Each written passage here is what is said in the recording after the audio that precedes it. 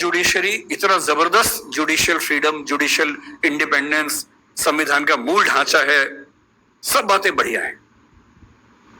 पर जिस देश की आबादी में 2,70,000 लोग अंग्रेजी मातृभाषा वाले हों, उस देश का सुप्रीम कोर्ट सारे निर्णय अंग्रेजी में ही देगा, ये कहां का लोकतंत्र है?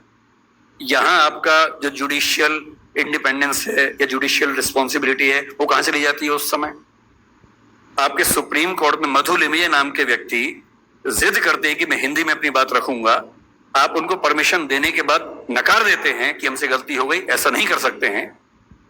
मेरे देश में, मेरे सुप्रीम कोर्ट में अपनी भाषा में आप बोल भी नहीं सकते।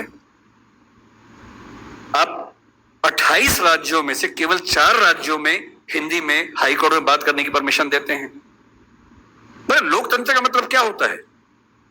कुछ गिने चुने एलिट्स के हिसाब से जनता अपनी भाषा बदलेगी या जनता की भाषा से प्रशासक भाषा बदलेंगे अपनी? अगर लोकतंत्र है तो लोकतंत्र में जनता की भाषा ही केंद्र में होनी चाहिए, कोई और भाषा केंद्र में कैसे हो सकती है? पर हम लोग इतने आदी हो चुके हैं, हम स्लेव मेंटेलिटी के इतने अभ्यस्त हो चुके हैं कि हम ये प्रश्न कभी नहीं करते। हमारे सुप्रीम कोर्ट के चीफ जस्टिस या कोई जज हिंदी में क्यों नहीं बात कर पाते? और नहीं कर पाते, मैं फिर बार बार कह रहा हूं, मामला सिर्फ हिंदी का नहीं। मेरी इच्छा है कि सुप्रीम कोर्ट के बहुत सारे जजेस में कुछ को तमिल ठीक से आती हो, कुछ को तेलुगु अच्छे से आती हो, कुछ को मराठी आती हो, कईयों को हिंदी आती हो।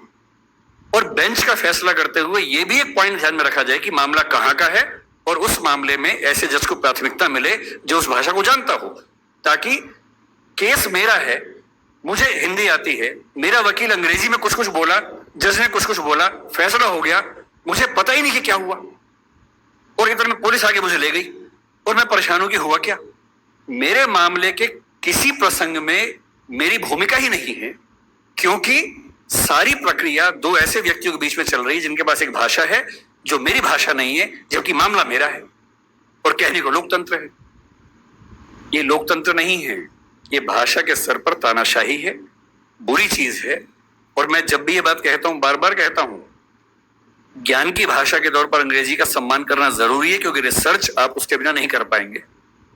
बहुत मामलों में सीखने की जरूरत है, उससे भी, जापानीज से भी, फ्रेंच से भी, सबसे सीखने की जरूरत है। लेकिन आपके देश के सुप्रीम कोर्ट में, हाई कोर्ट में आपकी भाषा बात ना होती हो, ये बुरी बात नहीं है, शर्मिंदगी की बात है। हमें एक समाज के तौर पर शर्म आनी चाहिए, ये उससे कम बात नहीं है। इसलिए जब कोई मुझसे कहते कि राजभाषा के तौर पर आपकी क्या कल्पना है, 14 सितंबर का दिन आज है, हम आज के दिन ये सेमिनार क्यों कर रहे हैं? 14 सितंबर 1949 को शाम को 6 बजे एक फैसला हुआ था। एक अजीब सी अफवाह लोगों ने उड़ा रखी है।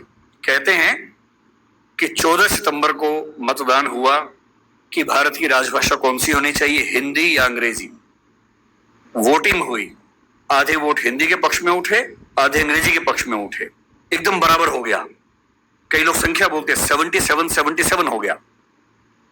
और तब स्पीकर ने, डॉक्टर राजेंद्र प्रसाद ने अपना कास्टिंग वोट दिया, क्योंकि उनके पास अधिकार है कि वोट डाल सकते हैं लास्ट में, अगर बराबर हो जाए तो, हिंदी के पक्ष में दिया, और इससे हिंदी भारत की राजभाषा हो गई। इससे बड़ा कोई झूठ नहीं है।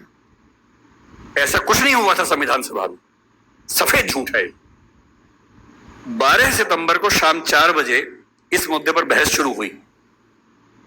संविधान सभा की डिबेट्स पढ़ के देखिए, 180 पेज की डिबेट है राजभाषा की, 180 पेज, 1-2 पेज का मामला नहीं है। संविधान सभा के वॉल्यूम 9 में ध्यान से पढ़िए, पेज नंबर लगभग 1130 से 1390 के आसपास का मामला है। 180 पेज की डिबेट है, उसमें खूब मुद्दे हैं, छोटी मोटी वोटिंग हो रही है के मामलों में। संविधान सभा का बेसिक उसूल था कि अंतिम रूप से वोटिंग नहीं करेंगे, सहमति से काम करेंगे। वोटिंग बीच बीच में होती रही। पहला विवाद यह था कि राजभाषा कौन सी हो, हिंदी हो कि अंग्रेजी हो या हिंदुस्तानी हो। अंग्रेजी पर तो बात थी नहीं, हिंदी या हिंदुस्तानी। महात्मा गांधी हिंदुस्तानी कहते थे, पर 1949 में वो थे नहीं। उनका हिंदुस्तानी का मतलब था हिंदी उर्दू का मिक्सचर, जो देवनागरी और फारसी में लिखी जा सके। दूसरा स्कूल ऑफ थॉट हिंदी की बात करता था। अंत में सहमति बनी, हिंदी ही भारत की राजभाषा होगी। राजभाषा यानी सरकारी कामकाज की भाषा। दूसरा सवाल था कि लिपि कौन सी हो, देवनागरी हो, कुछ ने कहा कि देवनागरी और फारसी हो, कि हिंदी को फारसी में भी लिख सके, कुछ ने कहा देवनागरी और रोमन हो, हिंदी को रोमन में जैसे व्हाट्सएप में लिखते हैं वैसे लिख सके। खूब विवाद हुआ, अंत में हुआ कि देवनागरी ही लिपि होगी।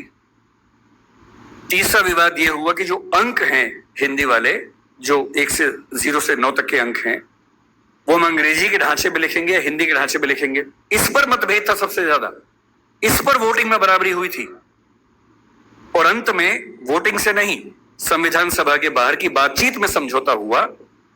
मुंशी साहब थे, के एम मुंशी थे, आयंगर साहब थे, उनकी बातचीत में समझौता हुआ कि ठीक है, अंतरराष्ट्रीय अंक मान लेंगे। और उसके बाद गहमा गहमी के बाद 2 घंटे की रिसेस के बाद 14 सितंबर शाम 6 बजे आखिरी सेशन इस मामले पर हुआ, 2.5 दिन की बहस के बाद।